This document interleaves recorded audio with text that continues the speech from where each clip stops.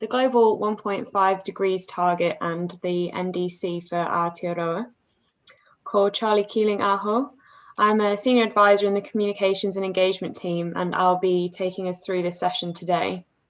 But first, we have Bevan Hunter, a principal advisor in our corporate services team, who's been working on our internal capability here at the Commission. So we're really happy to have Bevan lead us into the session with a karakia.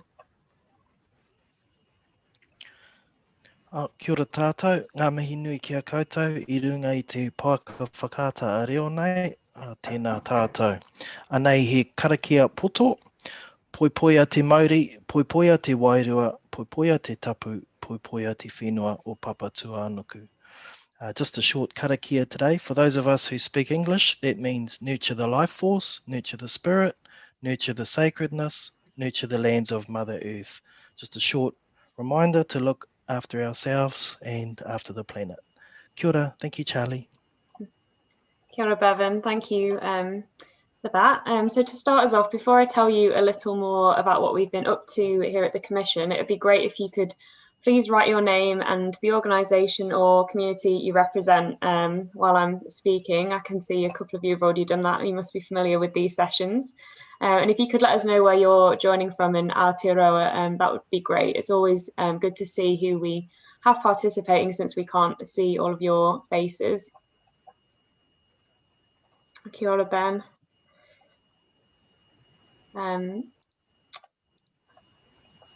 So while you're doing that, I'll give you a quick update on what we've been up to.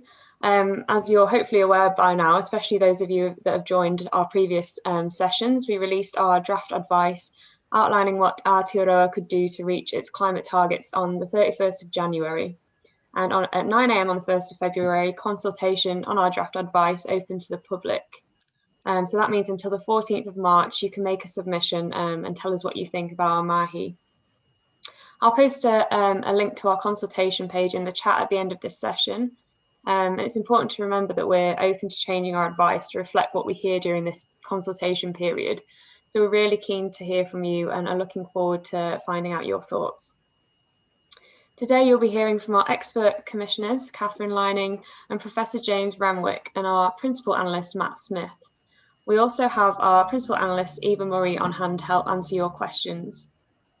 The team will be talking us through our findings and recommendations, the science of keeping to 1.5 degrees and our contribution to the global effort.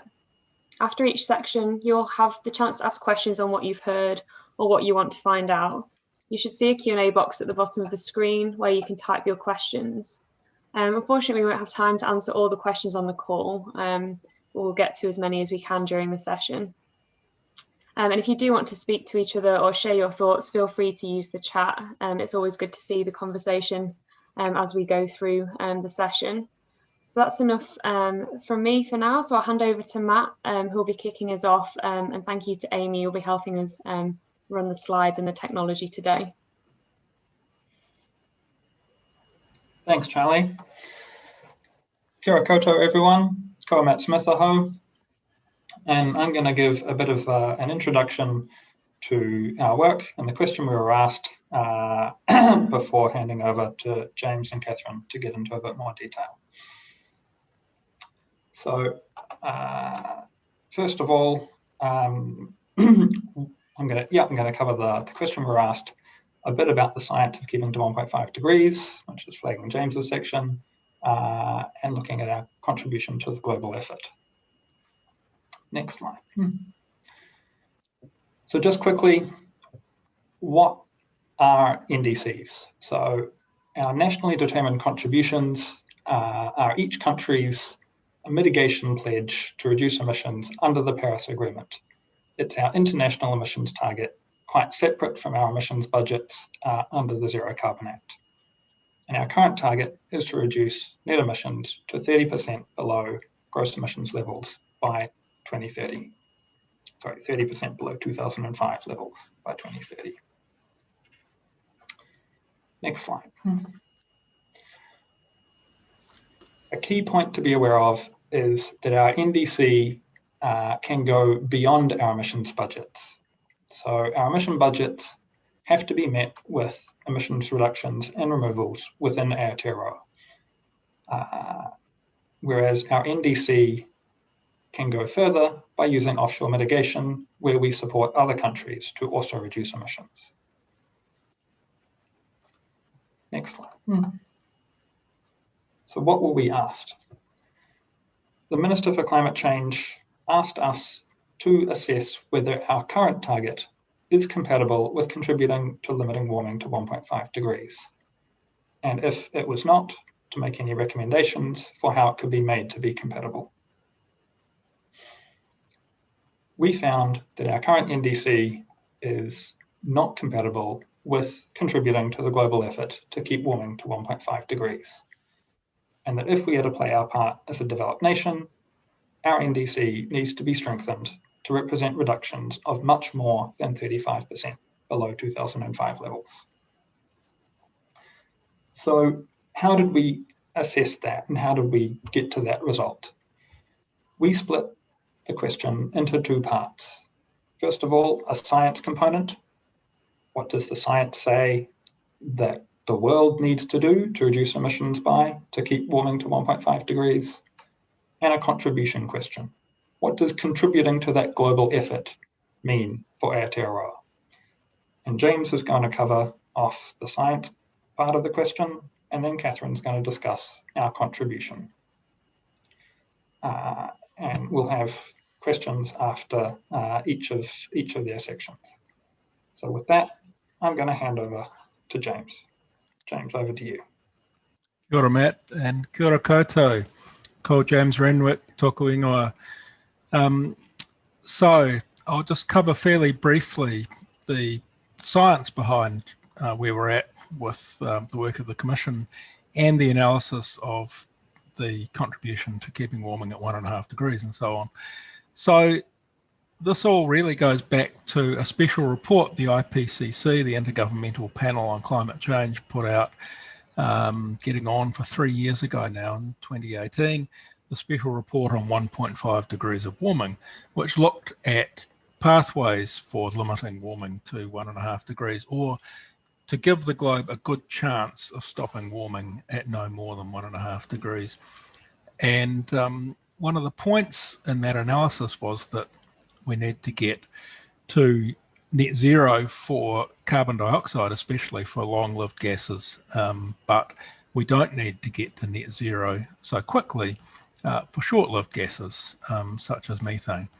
So the sooner we get to net zero with carbon dioxide, the more likelihood we have of keeping the warming to 1.5 degrees. So the next slide has some pictures.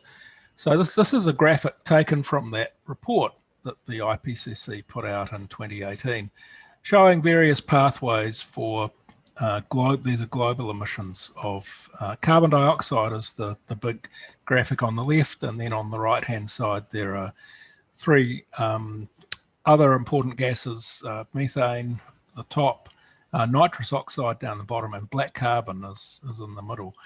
And on all of these, time runs along the bottom, starting in 2010 and going out to 2100, and the vertical scale is emissions for carbon dioxide in billions of tonnes. And for the others, it's just a scale from sort of 1 being the current at the time down to 0 being no emissions at all. So the blue shading is the region where we have limited or no overshoot. So you can model stopping at 1.5 degrees by looking at the possibility of going warmer than that and then coming back with some removal of carbon dioxide from the atmosphere, or you can just look at ways of getting to 0 fast enough to just stop the warming at about 1.5 degrees, or to give us a good chance of stopping the warming at 1.5 degrees. So what the Commission has done is to go basically with the middle range of the results that include limited or no overshoot, no more than 0.1 of a degree or so, and not address possible pathways that sort of are drastically fast or too slow. So we're in the middle of the range, and we're looking to have a good chance of getting to zero emissions of CO2 by 2050, and a good chance of staying within 1.5 degrees. And so you can see on the left-hand side there, we cross the 0 point around 2050. There is a certain amount of leeway there, but for methane, by 2050, we're down at about maybe on the order of up to about half a reduction, and so on. So it's really the carbon dioxide reductions that are important, because carbon dioxide is the longest lived greenhouse gas, so it ultimately really controls the overall level of warming that we see, you know, over centuries, basically. So thinking about that, and next slide, yeah, so taking those global pathways that were presented in that IPCC report, we can look at our own domestic profile of emissions and what we would have to do in different sectors to live up to 1.5 degrees, or do our part of stopping at 1.5 degrees, and also how that compares to our current NDC. And Matt outlined some of this, and it does get complicated in terms of the accounting.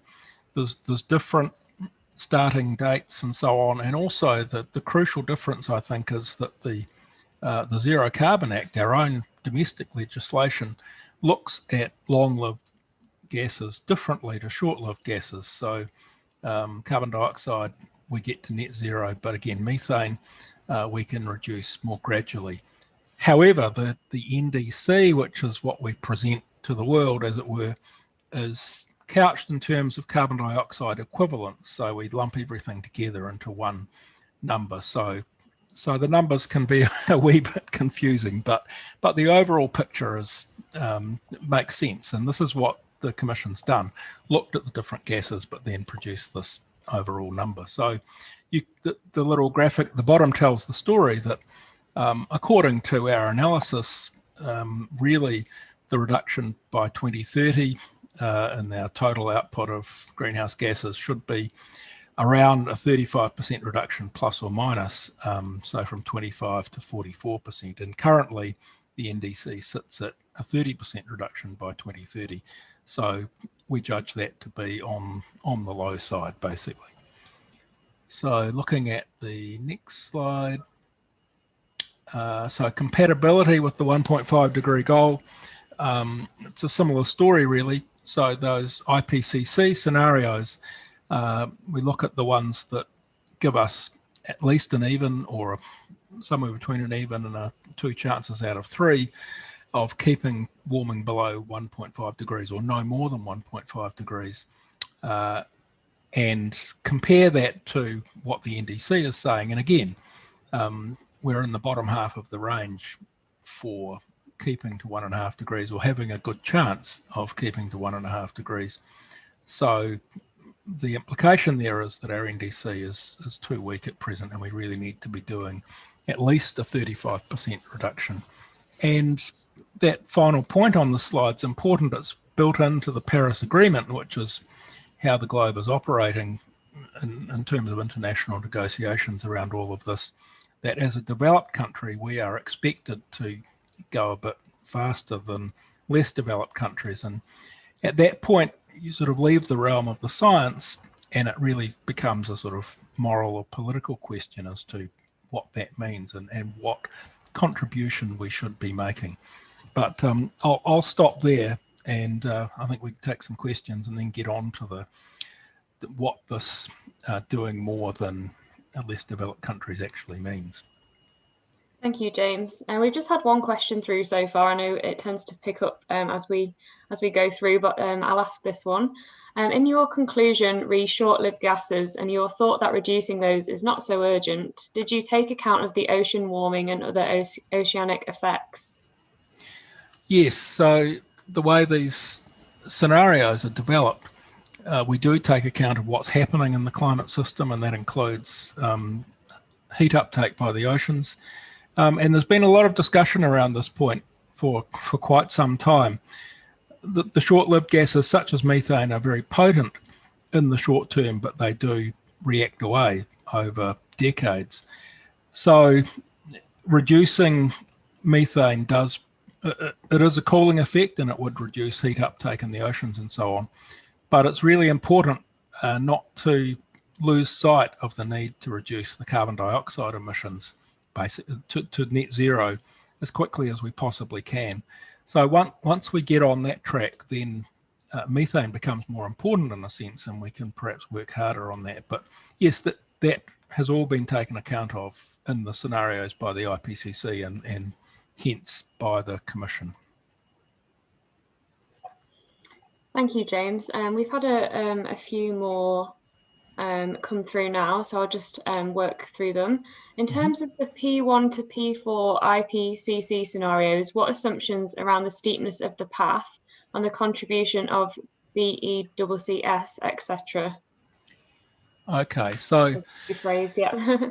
if I understand the question, yeah, this goes back to where do we sit in the range of scenarios presented by the IPCC, and we're aiming for the middle of the range essentially, so not looking to go unfeasibly quickly, but also not wanting to go too slow, so that we do actually have that good chance of contributing towards stopping warming at 1.5 degrees. And the reference to BECCS, so this is bioenergy, carbon capture and storage, and a lot of that comes down to planting trees really. So how we go about removing carbon dioxide from the atmosphere.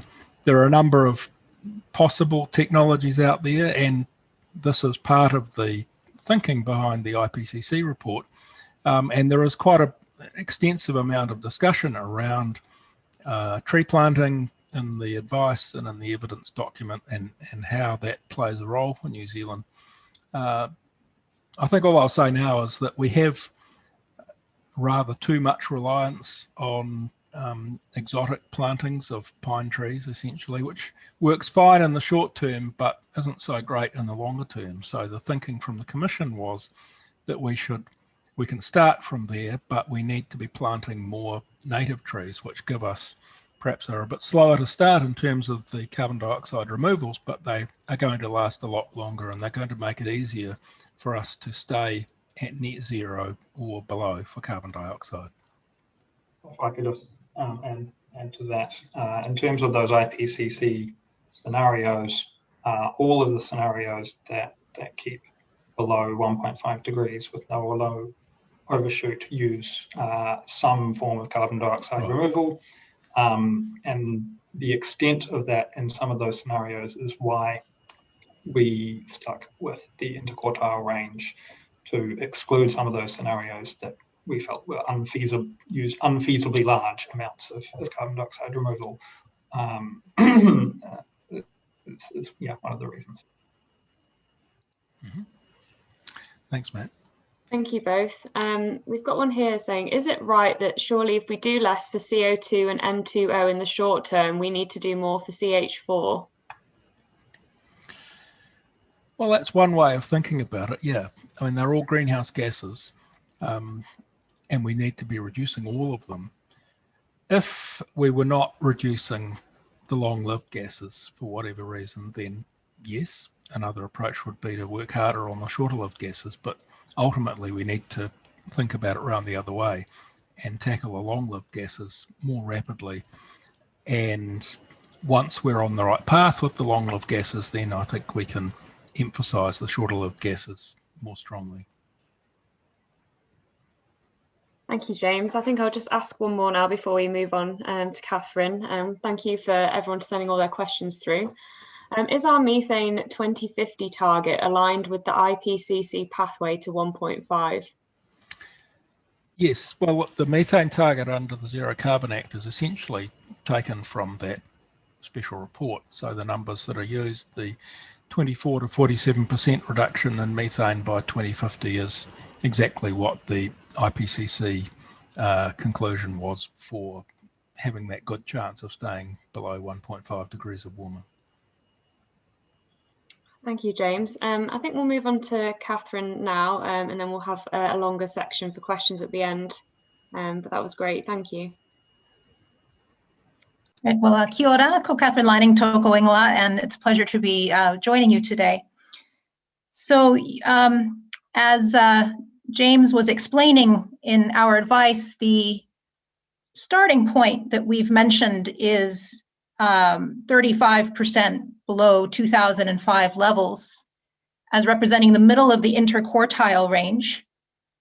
And then we've concluded that as a developed country, New Zealand should be doing much more than that. And that, of course, begs the question of, well, how much more do you mean? And what is our fair share? And there is a really good discussion of this in our draft advice, and I'm just going to try to highlight a few of the key issues in the next few slides. Fundamentally, we've been guided by the core principles of the UN Framework Convention on Climate Change and the Paris Agreement. Developed countries have committed to take the lead in preventing dangerous levels of climate change, recognizing that emissions may need to peak later for developing countries because they have this need to develop. And the Paris Agreement also tells us that each party's successive NDC must represent the highest possible ambition, reflecting common but differentiated responsibilities and respective capabilities, taking into account national circumstances. Now, this is political language, which is extremely important. And as part of the bottom-up development of the Paris Agreement, each country has tried to apply that in its own national circumstances. What the Commission has proposed for our domestic emissions budgets is what we consider to be the pathway of highest possible domestic ambition, given the considerations in the Climate Change Response Act for what's technically and economically achievable, achieves a just transition. There's a long list of considerations in the Act, and we do consider what we're putting forward as the highest possible domestic pathway in terms of ambition.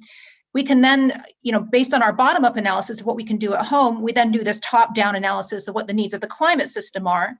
And the gap between those two needs to be addressed by supporting other countries with their climate change transitions through purchasing offshore mitigation that is additional to their NDCs. So our recommendation is that how much more the NDC should be strengthened beyond 35% should reflect our tolerance for climate and reputational risk, and economic impact, and principles for effort sharing, all of which require political decisions. So what the Commission is seeking to do is to provide the best possible technical advice to help inform what ultimately will be political decisions on the NDC. So we have extensive past experience with using offshore purchasing to meet international targets. Under the Kyoto era, Aotearoa's policy framework used offshore purchasing to help meet least cost compliance with a near-term target on the basis of taking a global responsibility target. We're now working to a very different goal, which is domestic decarbonization as part of global decarbonization. So our advice would put Aotearoa on an ambitious domestic pathway for reducing our own emissions. And then offshore mitigation in this case would be a means of boosting our global contribution, not outsourcing it. So this does represent a departure from how offshore purchasing has been used in the past. I'll go on to the next slide, please. So in this context, I want to highlight the domestic reduction pathways. If you can do the next two animations as well, please. For the key sectors in our path compared to the current reference case. And this is explained in more on page 78 of our draft advice report. So it's in a slightly different section from the NDC, but it's very relevant. So you can see here the gray band represents the interquartile range, which James has just been talking about. The black line shows our projection under the current policy, and the blue line represents our proposed path in our draft advice. And you can see how our pathway is tracking for coal, gas, and oil against those IPCC scenarios. Now, you can see that in all cases, we're not where it would be nice to be. However, this does represent a significant reduction from the either flat or increasing profile that you observed from 2010 to 2020. So you can see that we are making an effort to decarbonize domestically. And the issue is, well, how much can we do, how quickly? And if we do need to get a slower start while we're waiting for technologies to mature or additional opportunities to come through or behavior to change, we can make up that gap by helping other countries to do more. Next slide, please. And this next slide shows the equivalent reductions in the agriculture sector with methane and nitrous oxide, again showing how we're tracking on our domestic pathway against that interquartile range. And you can see this illustrates the gap. The further down we go, the better the odds of reaching 1.5 degrees C, and the more we are taking on a greater share of global effort. Next slide, please. So this brings us to the principles for global effort sharing. In our draft advice, we've drawn from the framework in the IPCC's 5th assessment report, and there are 3 key dimensions. The first is equality of access to the atmosphere, and that is equality which in some research has been discussed on equal per capita emissions. It can also be equal reductions across all countries, but some concept of equality of access to the atmosphere. The second is responsibility for past emissions, looking at the fact that advanced industrialized countries have benefited from an extra 100 or more years of development using fossil fuels, and we need to be accountable for that in terms of how we think about future ambition. And then the third dimension is capability, so acknowledging the right of all countries to economic development, and that some countries, have a great need to catch up on economic development, and so we need to create some headroom, enabling them to develop. So this issue of equitable effort sharing has been debated for decades. I know for me personally as a researcher, it's something I've spent a lot of time thinking about, and it's got very complex dimensions to it. There have been multiple efforts to calculate fair share outcomes using standardized top-down approaches.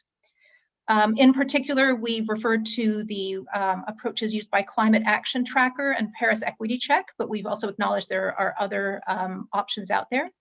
And we also acknowledged a very good study that was done by Oxfam New Zealand that looked at New Zealand's circumstances in these calculators. The shortcomings of these approaches is that they all involve value judgments about how to weight different considerations that go into the outcome. And their standardized approaches do not necessarily reflect the national circumstances of Aotearoa, especially the actual warming impact of our emissions profile, as James was just highlighting, and also our heavy use of forestry removals, which is a legitimate contribution to climate mitigation. So each of these dimensions that are produced in these calculators provide really useful reference points for thinking about how we compare to other countries and how we can think about our unique national circumstances. But we consider that these approaches on a top-down basis don't give us a single right answer. In fact, there probably isn't a single right answer on pure technical grounds or on pure moral grounds. But however, they do all point us in the same direction, which is far more ambitious than what we can do domestically right now. So that's what they all have in common. And we do recommend that the government consider equitable effort sharing across countries as one of its criteria for making a decision on increasing the ambition of its NDC. So the next slide, please. So if you accept our logic that the emissions budgets represent the best effort we can do domestically, then taking on a more ambitious NDC doesn't mean we do more at home. It means we do more to help other countries with their transition. And this table from our draft advice gives some examples of the potential implications for offshore purchasing. So keep in mind that our emissions budgets over 2021 to 2030 total 628 megatons. So if you compare that to the 2017 estimate of our NDC, which is 601 megatons, that leaves you a gap of 27. And then as is explained in the report and in our other webinar, we have recalculated the current NDC using the most recent inventory, which includes the 2018 calendar year, and that actually gives us 585. So if you compare 628 under the emissions budgets to 585 as an NDC budget, that leaves you a gap of 43 megatons.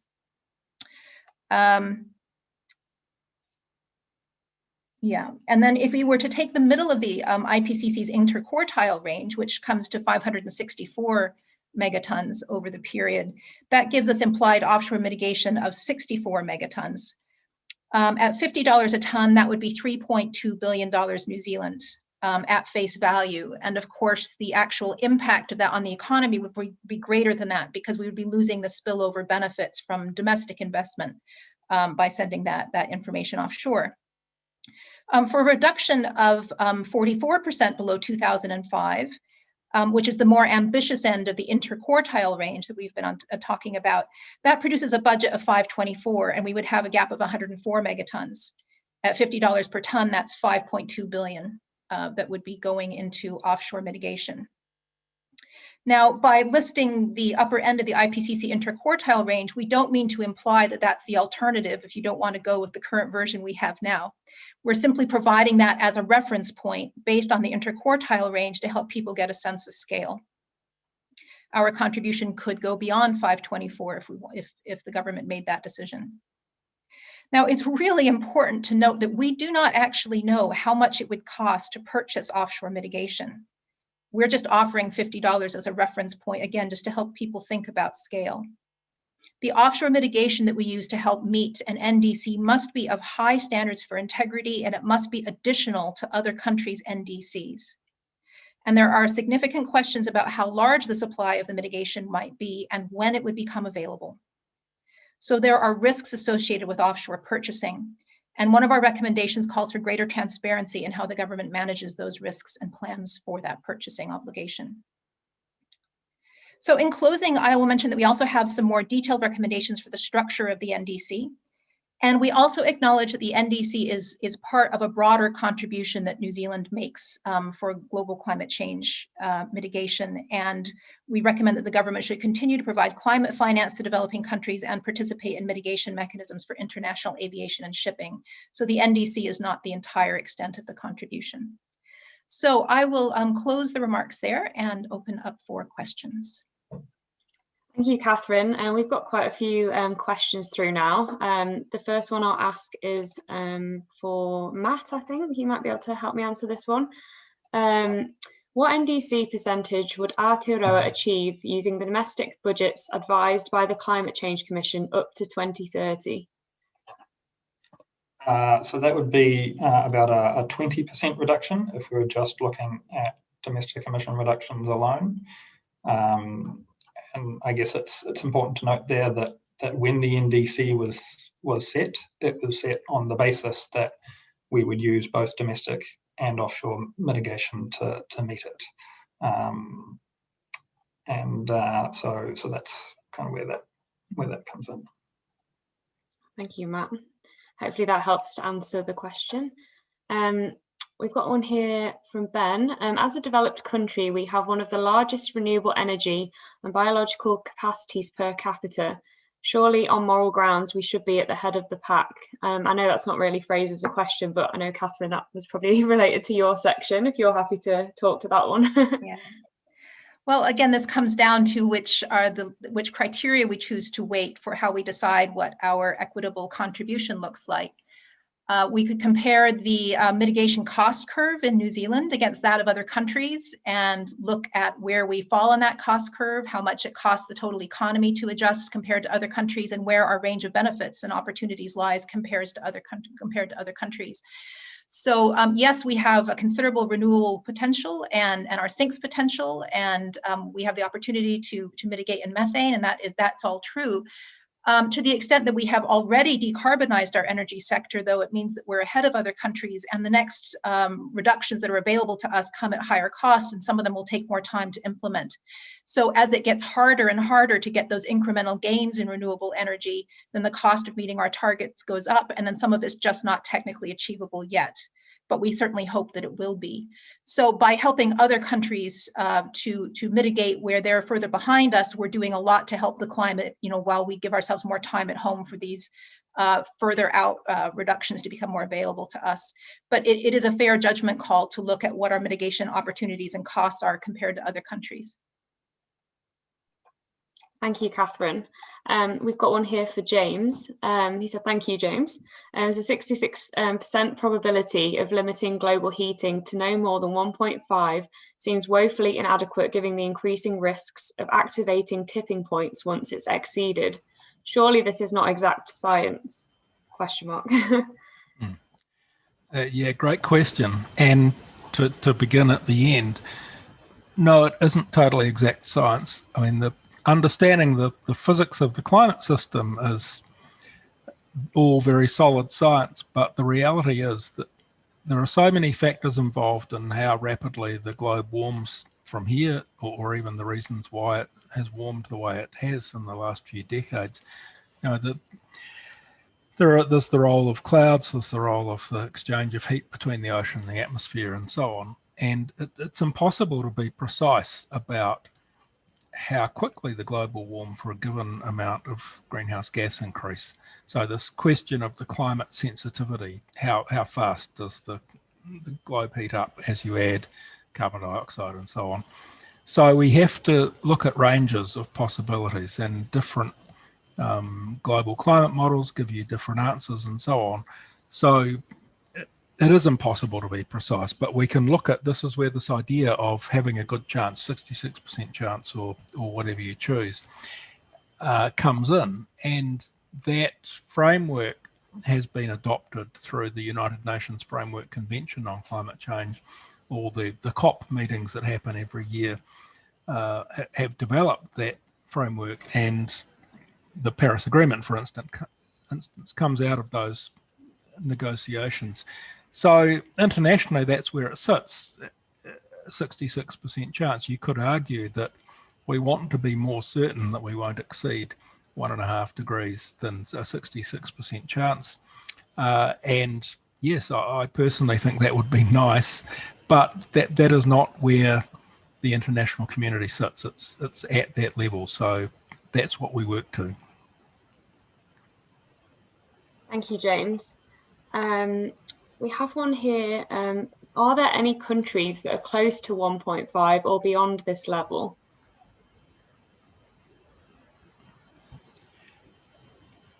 In terms of emissions reductions, I suppose. Yeah, I think so. Yeah, I can clarify if we need to. The thing I'd say there is that the way the Paris Agreement works is it invites countries to ratchet up their commitments over time. So what you're seeing is that while the world isn't yet on track for 1.5 degrees, it's currently getting a lot better as different countries increase their commitments and find that it's easier to reduce emissions faster than they'd thought. So in the last year, what you've seen China adopt a net zero commitment for 2060. You've seen the UK strengthen its NDC. You've seen the US rejoin the Paris Agreement. And so while the world isn't yet on track for 1.5 degrees, the general direction of travel is moving in the right way. Thank you, Matt. I've got another one here that might be for you, might be for Catherine. I'll open it up. But if is helping other countries actually a euphemism for exporting our obligations? Yeah, I can have a crack at that. So in the past, New Zealand has used offshore mitigation pretty interchangeably with domestic reductions in forestry, and we've just done whatever's cheapest. And we're proposing to flip that around and to say, no, we can't do that anymore. We have to do as much as we can domestically and only use offshore mitigation to go beyond that. And so if you look at some of the previous advice that the government's given on how much offshore mitigation would be needed to meet the NDC, several years ago, government advice was we'd need around 150 million tonnes. And through our advice on domestic emission budgets and saying, oh, if the government pushes really hard and gets as much as done as it can do at home, it might only need 43 million tonnes. So that's kind of reduced that by kind of almost 3/4. So it's not offshore exporting our obligations, it's making sure that we use offshore mitigation to do more, not to do less. Thank you, Matt. I've got another one here for you as well. Sorry, we'll throw one out to Catherine and James in a second. But if the 2050 budget increased methane target from 25%, would this reduce NDC offshore mitigation? Not really. So at the moment, the target range for methane, biogenic methane in 2050 is between 24 and 47% below 2017 levels. Now, we might be able to get towards the upper end of that range, the minus 47%. But in the short term, between sort of now and 2030, the real constraint is speed. It's just how fast can we do things. It's very much like turning a super tanker around. And so, we can get in the right direction and we can kind of accelerate action, but the first job is getting things moving, and it's just an inertia in the kind of current assets, the cars that we have and the boilers that are in place, and you can only swap them out so fast. So particularly in the first 5 years, kind of that's what holds things up. And the further out you look, the more flexibility we have to go faster and go further, because we can build in more plans and take more action that's going to have a bit of a lead time. Thank you, Matt. I've got one here for Catherine. I think this is best for you, Catherine. How will the government respond if international voluntary markets are offering New Zealand foresters a higher price than the ETS offers for their carbon sequestration? Thanks very much. That's an interesting question. There's actually a very clear demarcation between the voluntary carbon market and compliance carbon markets, and it's important to keep them separate. There currently is no mechanism that would enable a New Zealand producer to sell Paris compliant mitigation offshore. Similarly, there's no mechanism that would allow New Zealand producers to buy Paris compliant mitigation offshore. There is a mechanism under development under the Paris Agreement under Article 6.4 that might enable that in the future, but that's years away. It's being developed right now. And currently trading of Paris compliant mitigation has to happen at the government level. So we would be expecting that New Zealand would not be selling mitigation offshore that would be counting toward the NDC. I hope that helps to address that. I'm happy to address that question offline if the person would like to contact. Thanks. Thank you, Catherine. This might be another one for you as well, but I'll open it up. It's quite a long one, but just bear with me. If I understand correctly, you have made an assessment of what is technically and economically feasible for our domestic emissions reductions and then recommended offsets for the remainder. Are you able to discuss what went into making an assessment of what is feasible, given that this must require a range of judgments and assumptions? Is there a reason why the Climate Change Commission didn't present an option for meeting the entire amount domestically? I'm happy to take a first shot at this, but if other people would like to come in, that would be great. I mean, I guess that question gets to the heart of what you think of the rest of the package of our advice.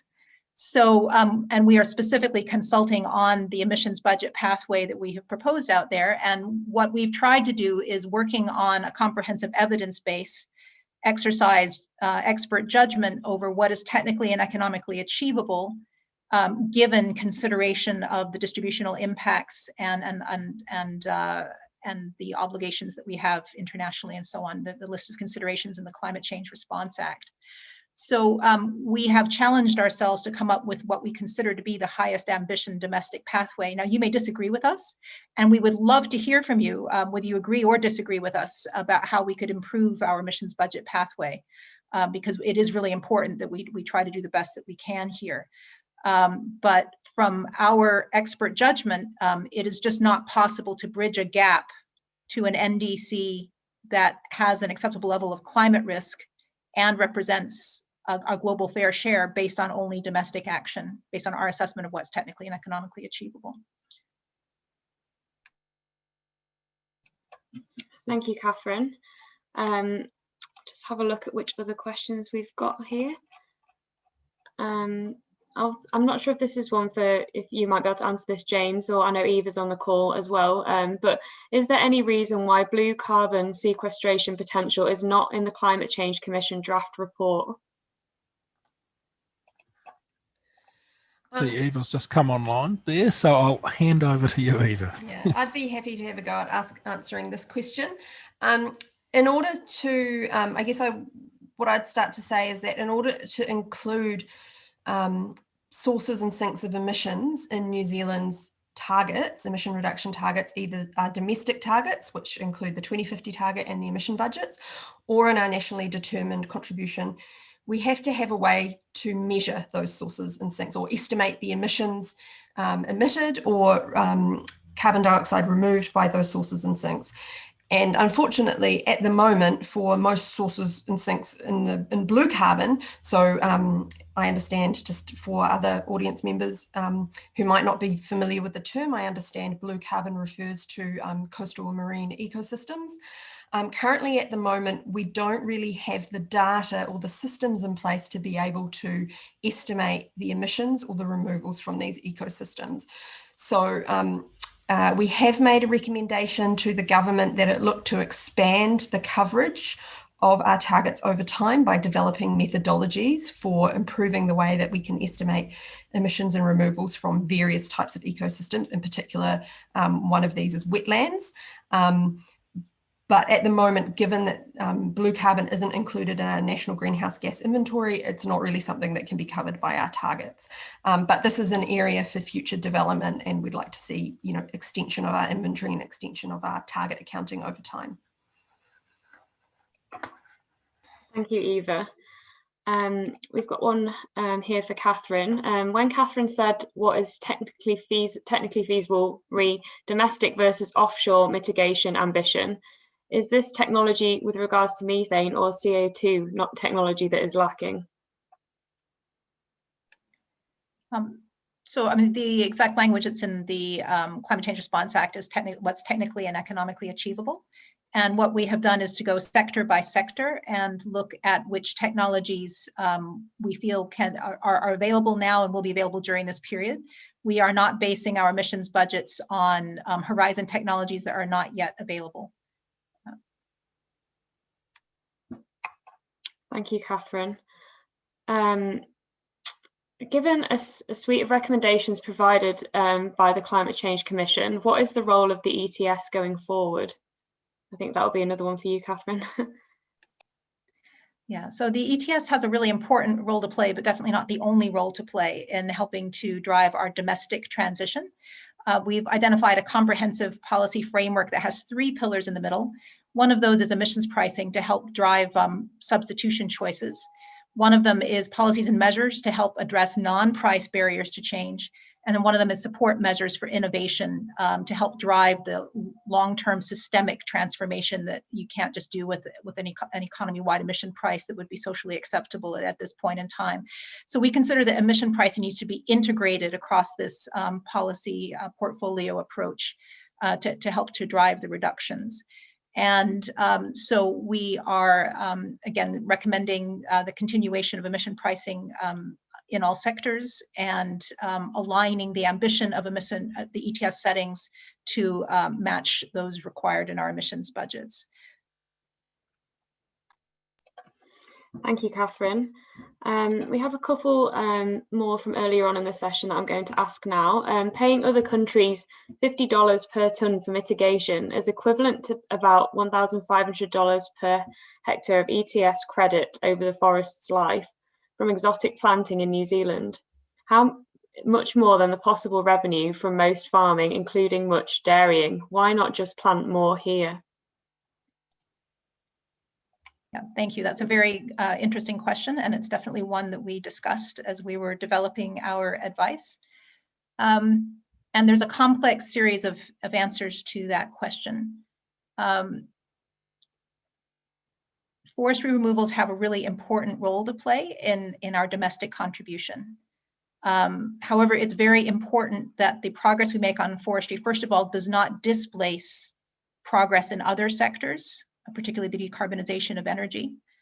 And secondly, we need to think about the species mix that works best for New Zealand on multiple grounds, climate change being one of them, commercial grounds being another one, but also cultural amenity and biodiversity, landscape, and so on. So, and then we need to be thinking about the overall quantity of forestry that we want to use, and then the impacts of that on communities and regions and the economy as a whole. And that's a very complex set of dimensions to think about in one time. And there is a limit to how many hectares of commercial plantations we may want to see in New Zealand. And we also need to think about how we want to reserve some of our removals potential for the longer term, because we are going to need to continue to offset a certain level of residual emissions that just cannot be reduced. So we can't just use up all of our carbon sequestration potential between now and 2050 and not have any left after that. So this is a balancing act of thinking across all of those considerations, and that's what sits behind our advice on emissions budget pathways in terms of encouraging forestry, but thinking more about how we can promote native forestry as a long-term carbon sink, and balancing that against the opportunity to use offshore mitigation to help increase our global contribution. So the amount of domestic forestry that we use needs to work at home as well as internationally. Thank you, Catherine. We've got time for a couple more questions, I think, before we round it off. I think this one here might be one for Eva. How are the other 27 countries around the world measuring their greenhouse gas emissions that currently have put wetland within their NDC? So that's not very well phrased, but I know Eva's ready to answer that one. Yeah, so each country, it's the responsibility of each country to develop their emissions monitoring system for different sources and sinks within their economies. And so these countries may well have a more advanced system in place for monitoring emissions or removals from wetlands. In New Zealand, it hasn't really been an area that's been prioritised thus far. However, the Paris Agreement does call for countries to increase the coverage of emission sources and sinks in their targets. So we think this is something that New Zealand should look at doing over the next few years. In terms of guidance, there is some guidance that exists from the IPCC on how to incorporate, emissions and removals from wetlands into targets. That's only existed since about 2013, I think. What we need to do in New Zealand is to look at how that guidance would apply in the New Zealand context. That's the thing that hasn't been done yet. So other countries may have done this already, but it's something for us to work on so we can improve that situation. Thank you, Eva. I've got one here. Do offshore abatement costs compared with onshore costs also account for the potential to generate jobs through investment in New Zealand as part of the transition? Yeah, so there's some discussion of this in our advice report, and I mentioned it just briefly during our presentation.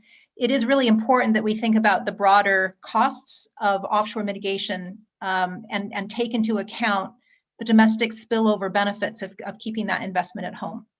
And if we are going to send it offshore to help other countries, which is a legitimate contribution to the climate, we also need to make sure that that works, in the overall picture to our economy. And we are recommending that the government think carefully about that balance. Thank you, Catherine. Just having a look through the questions, we probably have time for one or two more. Just bear with me one second. It's great to see so many questions coming in, so thank you. How does the Commission view or measure the net global impact of the emissions of imported products? I'm not sure who's best placed to answer that one, but I'll just throw that one out. I suppose I can take a shot at that. For our international target accounting, we're following the conventions of the Intergovernmental Panel on Climate Change in terms of using production-based accounting of emissions rather than consumption-based. There's a discussion of this in our advice report and evidence report, which goes into a lot more detail. I guess the exception there is around fossil fuels when we look at the production of fossil fuels plus imports minus exports. So we do take that into account, but essentially our inventory does not account for embodied emissions in imported products, with the exception of the fossil fuels, as I just mentioned. That being said, the Commission has recommended that we continue to monitor our consumption emissions, and the data sets on this are being improved. And it is important that when we're making emission reductions, again, that we're not outsourcing those to other countries. Eva has spent a lot of time thinking about this, so I'll pop it to her to see if she's got anything else she'd like to add there.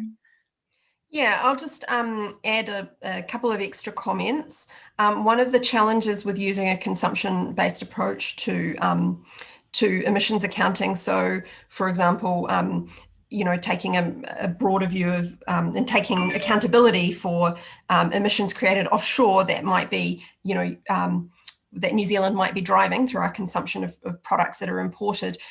One of the challenges with that is that it's very difficult to actually know what those emissions are. There's a real data problem there. So in New Zealand in particular, we haven't actually attempted to estimate these emissions in the past. Statistics New Zealand for the first time last year did try to make an estimate. It's their first attempt at doing this.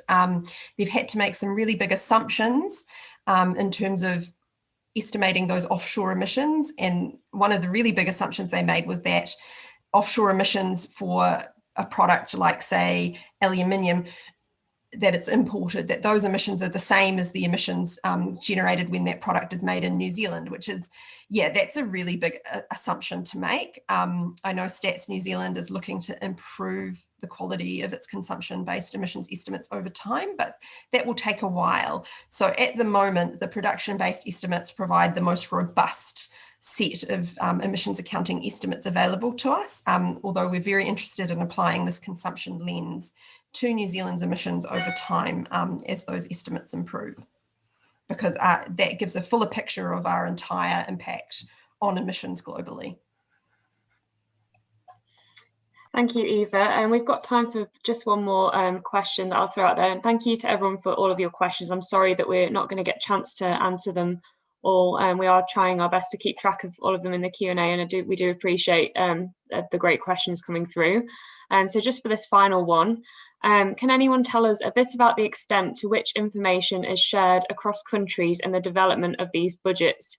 Do we learn from others and assist others?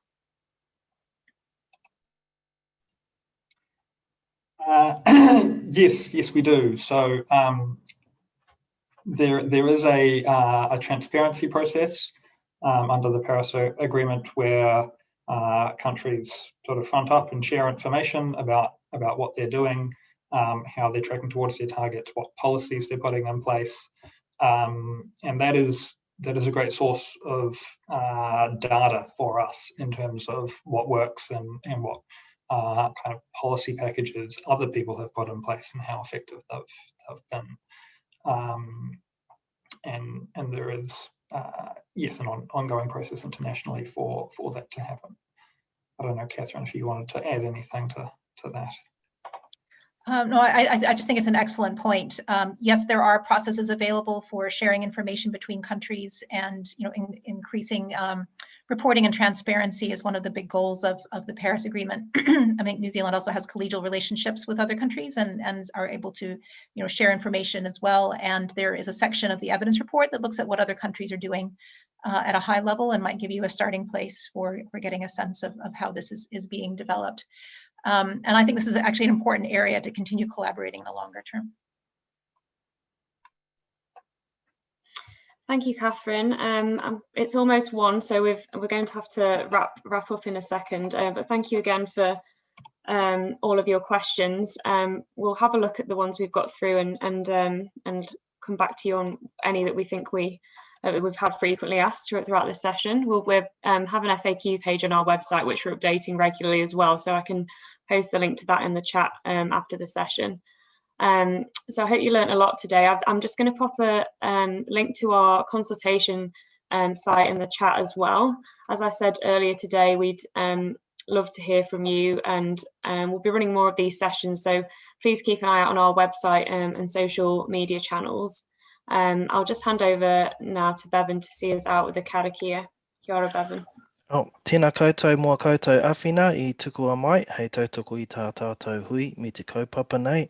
So that's just to thank the participants for your many views, questions, your interactions and your support in time. Anei he karakia whakamutunga.